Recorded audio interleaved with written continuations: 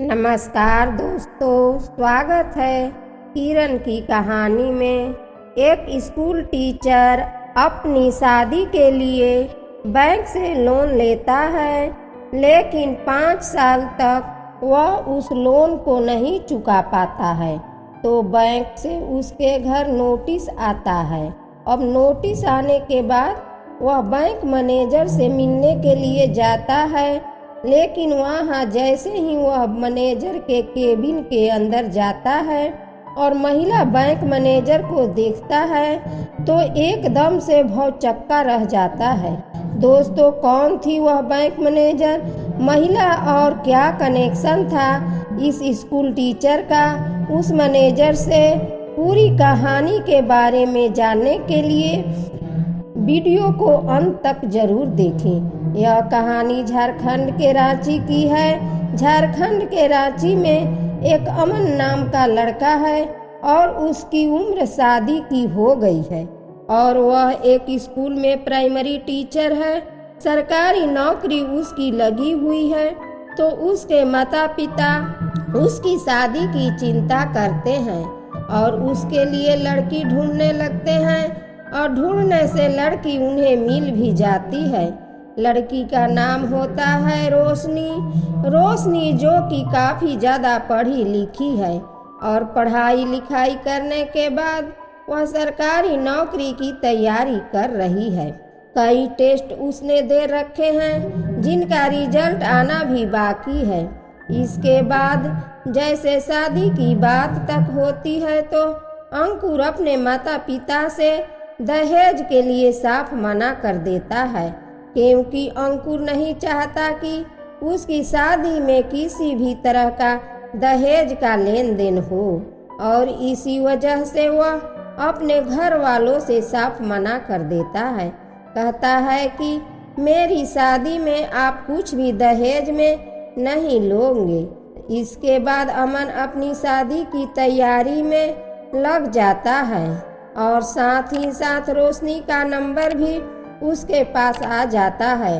दोनों एक दूसरे से फोन पर बातें किया करते हैं और बातों ही बातों में दोनों एक दूसरे से प्यार हो जाता है। अब अमन वह बैंक से लोन लेकर घर के अंदर सुख सुविधाओं के सामान ले आता है, क्योंकि वह चाहता है कि उसकी पत्नी पढ़ी लिखी आएगी और पढ़ी लिखी पत्नी को कोई भी दिक्कत ना हो। इसलिए इसी वजह से उसने गाड़ी भी लेनी थी और गाड़ी के बाद घर का जो भी सामान होता है वह सभी सामान उसने लोन पर ले लिया था। शादी के लिए वह इधर उधर से कर्जा ले लेता है और अपनी शादी की तैयारियों में जुट जाता है। धीरे धीरे समय बीतता है। शादी को अब 4 ही दिन बाकी थे और 4 दिन पहले रोशनी का रिजल्ट आता है और उस रिजल्ट में रोशनी पास हो गई थी। अब जैसे ही रोशनी मैनेजर बन गई थी तो उसके बाद उसके घर वाले इस बात की बड़ी खुशी मनाते हैं और उसकी शादी के भी 4 दिन बचे थे। लेकिन तभी जो रिश्तेदार होते हैं वे मिलकर रोशनी के पिता से कहते हैं कि अब तुम्हारी बेटी मैनेजर बन गई है, तो तुम अब भी अपनी बेटी की शादी एक स्कूल के टीचर से करोगे। इस बात को सुनने के बाद रोशनी का पिता अपने मन बना लेता है और सोचता है कि मैं इस शादी को नहीं होने दूंगा। अब इसके बाद वह रोशनी से कहता है कि बेटी, अब तुम अंकुर से शादी नहीं करोगी। तुम एक सरकारी बैंक मैनेजर बन गई हो, तो अब तुम्हें किसी बड़े लड़के से शादी करनी होगी ताकि तुम्हारा जीवन अच्छी तरह से बीत जाए। रोशनी को जो अमित से बहुत प्यार किया करती थी वह यह चाहती थी कि यह शादी हो जाए, लेकिन उसके बाद घर वाले उस पर बहुत ही ज़्यादा दबाव बनाते हैं और शादी में जो भी रिश्तेदार आए हुए थे वह सभी लोग उसको ऐसे ही सलाह देते हैं। इधर अमन को भी पता था कि रोशनी का रिजल्ट आने वाला है और जैसे ही रोशनी का रिजल्ट आता है तो अमित को भी पता चल जाता है कि रोशनी का रिजल्ट क्लियर हो गया है और उसके बाद अब वह बैंक की मैनेजर बन गई है।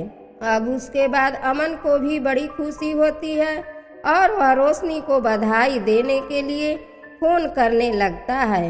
अब पहले जब 2-3 बार अमन फ़ोन करता है तो रोशनी उसका फ़ोन नहीं उठा पाती, क्योंकि उसके ऊपर घर वालों का प्रेशर था और साथ में उसके घर वाले उसके चारों तरफ बैठे हुए थे। अब 2-3 बार अमन जैसे ही फ़ोन करता है और रोशनी फ़ोन नहीं उठाती तो वह सोचता है कि शायद उसके घर वाले और उसके रिश्तेदार उसको बधाई दे रहे होंगे और इसी वजह से वह मेरा फ़ोन नहीं उठा पा रही है। कुछ देर बाद फिर से ट्राई करता है और इस बार रोशनी उसका फ़ोन उठा लेती है और जैसे ही रोशनी उसका फ़ोन उठाती है तो एकदम से अपने पापा को फ़ोन दे देती है। कहती है कि अमन ये लो, पापा से बात करो। उसके बाद रोशनी के पिता उस फ़ोन को लेते हैं और कहते हैं कि बेटा, आपको पता ही होगा रोशनी बैंक मैनेजर बन चुकी है। अब इस बात को सुनने के बाद अमन को इस बात की बहुत ही खुशी थी। वह एक्साइटमेंट में कह देता है कि हाँ पापा जी, मुझे पता है कि रोशनी अब बैंक मैनेजर बन चुकी है। तो इसके बाद उसके पापा कहते हैं कि बेटा देखो, अब यह रोशनी बैंक मैनेजर बन गई है तो हम अभी इसकी शादी नहीं कर सकते। अब इसके बाद अमन के पैरों तले से ज़मीन खिसक जाती है, क्योंकि 4 दिन उसकी शादी के बचे थे। उसके मैरिज हॉल भी उसने बुक करा दिया था और शादी के कार्ड भी रिश्तेदारी में चले गए थे और उसके घर पर रिश्तेदार भी आ गए थे। उसके बाद वह रोशनी के पिता से कहता है कि पापा जी, क्या बात हो गई है, आप इस तरह से कह रहे हो। तो वह कहते हैं कि बेटा देखो, अब रोशनी बैंक मैनेजर बन गई है तो इसके बाद इसकी ज्वाइनिंग में, इसकी ट्रेनिंग में काफ़ी टाइम लगेगा और इतने दिनों अगर हम शादी ना करें तो ही अच्छा है और इन सभी चीज़ों में 2 साल तो लग जाएंगे और हम सोच रहे हैं कि क्यों ना अपनी बेटी की शादी 2 साल बाद ही करें। अब इसके बाद अमन उनसे कहता है कि कोई बात नहीं पापा जी, अगर आप 2 साल बाद शादी करना चाहते हैं तो 2 साल बाद ही कर देना, मुझे इससे कोई परेशानी नहीं है। लेकिन रोशनी के पिता अमन से कह देते हैं कि 2 साल का टाइम बहुत लंबा होता है और इस बीच हम तुमसे जुबान नहीं दे सकते हैं, इसके बीच में कुछ भी हो सकता है और हम तुम्हारे साथ अपनी बेटी की शादी नहीं करवाना चाहते हैं।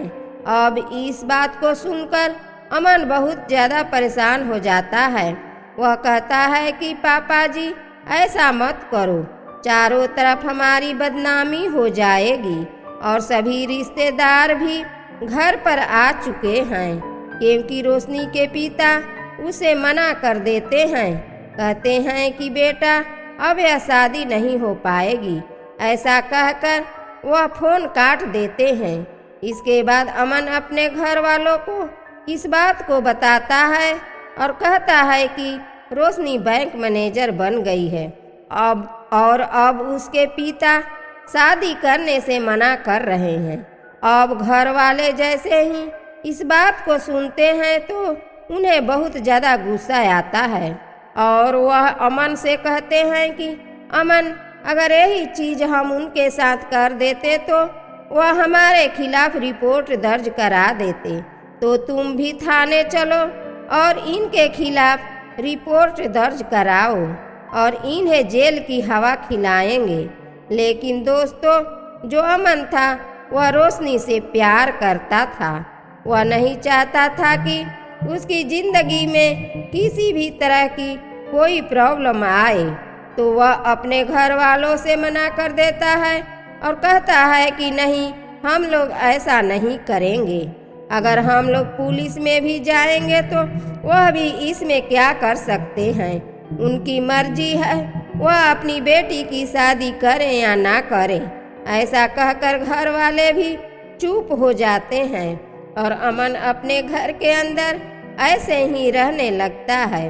अमन ने लोन पर गाड़ी ले रखी थी और लोन पर ही घर के अंदर सुख सुविधाओं के सामान ले रखे थे। तो धीरे धीरे करके अमन उस लोन को भरने लगता है।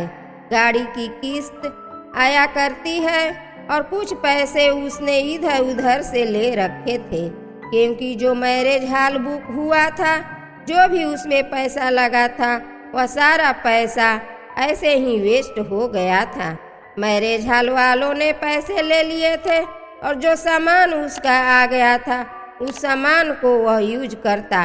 धीरे धीरे समय बीतता है और समय के साथ साथ इस बात को 2 साल बीत जाते हैं और 2 साल तक अमन रोशनी का वेट करता है कि रोशनी अपनी तरफ से फोन करेगी और मुझे कहेगी कि मुझे माफ़ कर दो, मैं तुमसे शादी करना नहीं चाहती हूँ।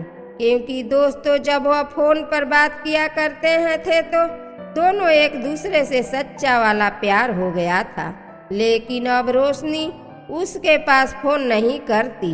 2 साल बाद अचानक से उसे पता चलता है कि रोशनी की शादी एक बहुत बड़े घर में हो गई है और वह शादी करने के बाद अपनी ससुराल पहुंच गई है।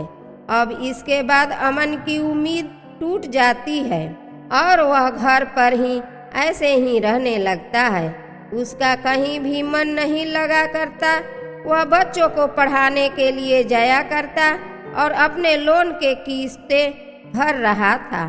अब इस चीज को देखकर उसने पिता भी बीमार रहने लगे। बेटे की ऐसी हालत देखकर, क्योंकि इस बार अमन के पिता ने अमन से कहा था कि बेटा तुम शादी कर लो, लेकिन उसके मना कर दिया था। कह दिया था कि पिताजी, अभी हमारे पास इतने पैसे नहीं हैं। जो मैंने कर्ज ले रखा है पहले उसको चुकाऊंगा और उसके बाद में दूसरी शादी करूंगा। पिता बीमार रहने लगे थे तो पिता का इलाज कराने के लिए काफ़ी ज़्यादा पैसे खर्च हो जाते हैं और जो एस्टीमेट उसने लोन भरने के लिए लगा रखा था वह सारा कुछ फेल हो जाता है, क्योंकि पिता की बीमारी में सब पैसे लग गए थे। उसकी वजह से वह बैंक के लोन को नहीं चुका पाया था। कार का लोन तो उसने चुका दिया था, लेकिन बैंक का लोन उस पर बकाया था। धीरे धीरे इन बातों को 5 साल हो जाते हैं और 5 साल बाद अचानक बैंक से अमन को बैंक से नोटिस आता है। उसे आगाह किया जाता है कि या तो अपना लोन टाइम पर भर दो, वरना तुम्हारे घर को नीलाम कर दिया जाएगा। जो लोन उसने ले रखा था उसकी कीमत लाखों की थी। उसमें से कई लाख भर दिए थे, लेकिन अब भी वो लोन 1 लाख का हो रहा था, क्योंकि 5 साल के बाद उसकी EMI टूट गई थी और उसके बाद उस पर ब्याज लगना चालू हो गया था और उसका ओवरड्यू काफ़ी ज़्यादा हो रहा था। तो वह भागा दौड़ा बैंक मैनेजर से मिलने के लिए बैंक में जाता है और वहां जाने के बाद जैसे ही पीएन से पूछता है तो पीएन उसे इशारा कर देता है बैंक मैनेजर की तरफ। तो अमन बैंक मैनेजर के केबिन में पहुंच जाता है, लेकिन जैसे ही वह दरवाज़ा खोलकर केबिन के अंदर घुसता है और बैंक मैनेजर को देखता है तो एकदम से उसकी आंखें फटी की फटी रह जाती है। दोस्तों, सामने जो बैंक में मैनेजर की कुर्सी पर बैठी हुई थी वह और कोई नहीं बल्कि रोशनी थी, जिससे 5 साल पहले उसकी शादी होने वाली थी और जिसके लिए उसने यह कर्जा लिया था। अब वह उसको देखता है और थोड़ी देर के लिए वह भी उसे देखती है, लेकिन तभी रोशनी उससे कहती है कि आइए अमन कुमार जी, बैठिए। उसके बाद अमन सामने वाली कुर्सी पर बैठ जाता है और जो बैंक मैनेजर रोशनी है वह उसकी फाइल निकालती है और फाइल में देखने के बाद कहती है कि आपका तो काफ़ी ज़्यादा लोन हो गया रहा है, जल्द से जल्द इसे चुका दीजिए वरना आपके घर की नीलामी हो जाएगी। उसके बाद अमन बैंक मैनेजर से कहता है कि मुझे इसके लिए थोड़ी सी मोहलत चाहिए, कुछ दिनों की मोहलत और दे दीजिए, कुछ दिनों में मैं इस बैंक के लोन को चुका दूंगा। अब जो रोशनी थी वह अमन से पूछने लगती है कि यह बताओ तुमने इतना बड़ा लोन लिया क्यों था। उसके बाद जो अमन है वह कहता है कि 5 साल पहले मेरी किसी से शादी होने वाली थी, तो उस शादी में खर्च करने के लिए और कुछ अपने घर का सुख सुविधाओं का सामान लेने के लिए यह लोन लिया था, लेकिन बीच में मेरे पिता की तबीयत खराब हो गई और इसी कारण से मैं इस लोन को नहीं भर पाया और मुझे कुछ दिनों की मोहलत दे दीजिए, इसके बाद में मैं इस लोन को भर दूंगा। अब इन बातों को सुनने के बाद और अमन के चेहरे पर छाई हुई मायूसी को देखने के बाद रोशनी से रहा नहीं जाता है और वह एकदम से अमन से कह देती है कि अमन क्या तुम मुझे नहीं पहचानते हो। अमन कहता है कि मैं आपको अच्छी तरह से पहचानता हूँ, आप वही लड़की हो जिसकी वजह से मैंने यह लोन लिया था।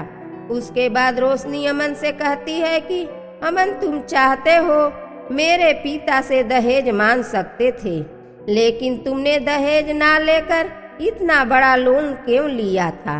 उसके बाद अमन कहता है कि मुझे दहेज लेना अच्छा नहीं लगता और मैंने अपने घर के अंदर सुख सुविधाओं का सामान खरीदा था ताकि तुम्हें कोई दिक्कत ना हो सके, क्योंकि जब मैंने तुमसे बात की थी तो तुम काफ़ी ज़्यादा पढ़ी लिखी थी और मैं नहीं चाहता था कि मेरे होने वाली पत्नी को किसी भी चीज़ की परेशानी हो।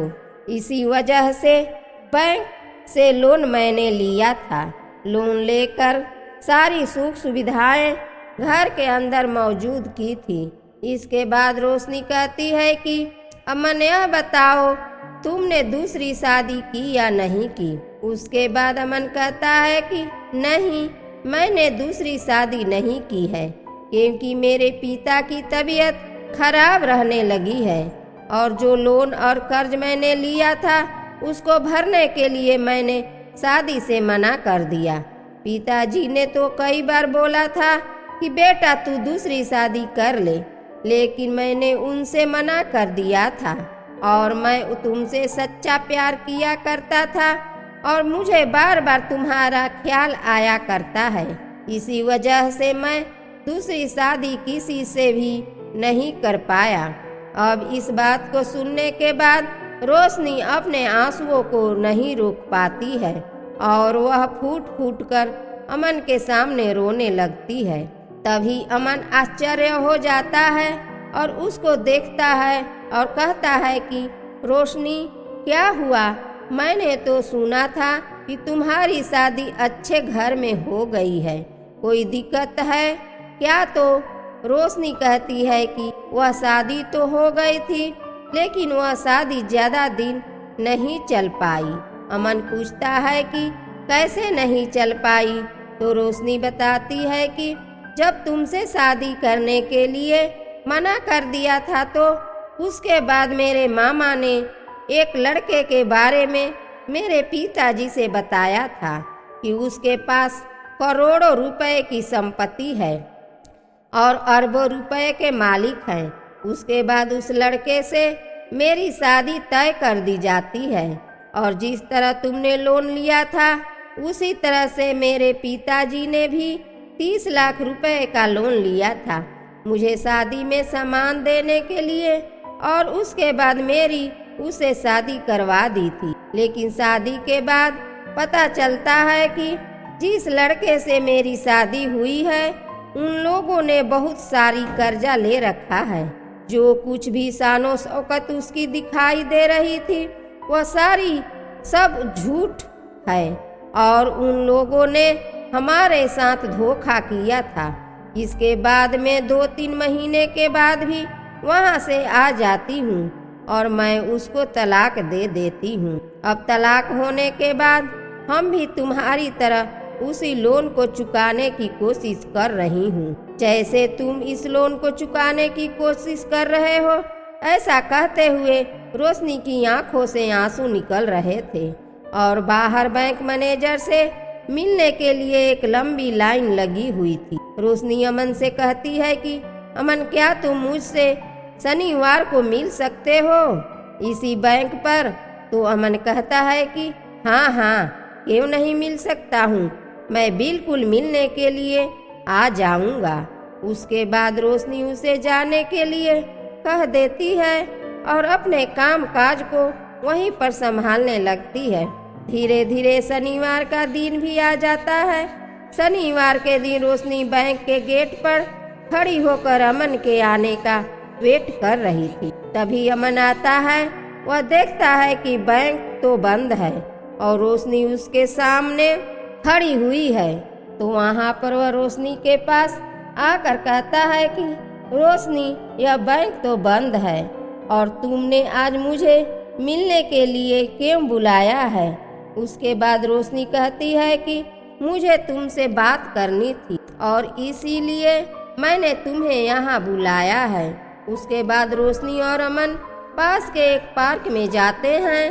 वहाँ पर जाकर पार्क में बनी हुई एक चेयर पर बैठते हैं और दोनों एक दूसरे से फिर से बातें करने लगते हैं। वह पहले की बात को याद कर करके कभी कभी हंसने लगते हैं और कभी कभी मायूस हो जाते हैं। थोड़ी देर बात करने के बाद रोशनी अमन से कहती है कि अमन, तुमने उस दिन के बाद मुझे फ़ोन क्यों नहीं किया? तो अमन कहता है कि मैंने तो तुम्हारी वजह से फ़ोन नहीं किया, मैं सोच रहा था कि तुम ही फ़ोन करोगी और फ़ोन करने के बाद मैंने प्यार का इजहार दोबारा से मुझसे करोगी।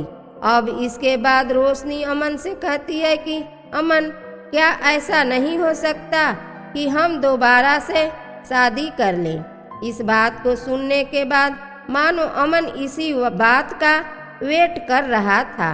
वह एकदम से कहता है कि हाँ हाँ रोशनी, ऐसा बिल्कुल हो सकता है, अगर तुम चाहो तो। इसके बाद रोशनी भी एकदम से इस बात को सुनकर अमन के गले में लिपट जाती है और कहती है कि अमन, मुझे माफ़ कर दो।